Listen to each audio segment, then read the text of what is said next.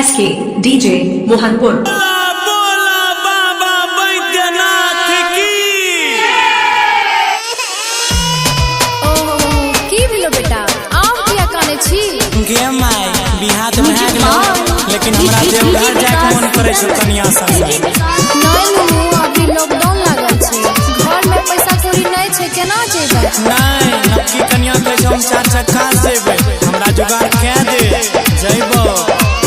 नुनु छोने रे पैसा कोना खर्च चलेबो कहवा से बोले कमर लाने देबो। नुनु चुप चुप रे नुनु चुप चुप रे नुनु चुप चुप रे नुनु चुप चुप। आगे सावन में हमें 4 चक्का गाड़ी लेबो गाड़ी पर बैठी के देव घाटी जइबो कहबो बम बम।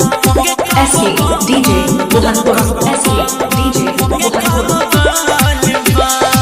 बुझली बात के बोल बम बोल बम बोल बम।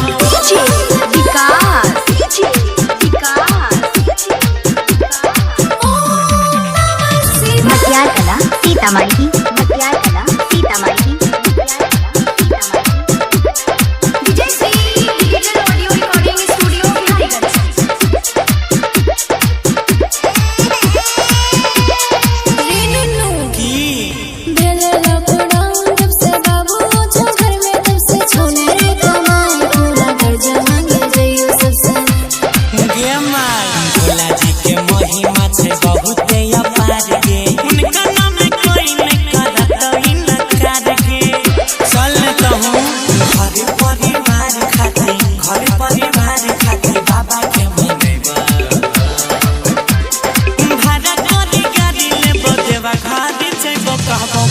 सौरभ कुमार कहबो बम बम के कहबो बोल बम।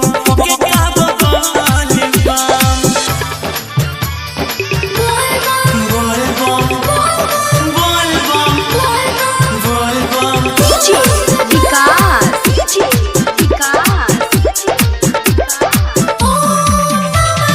मटियार कला सीतामढ़ी मटियार कला सीतामढ़ी।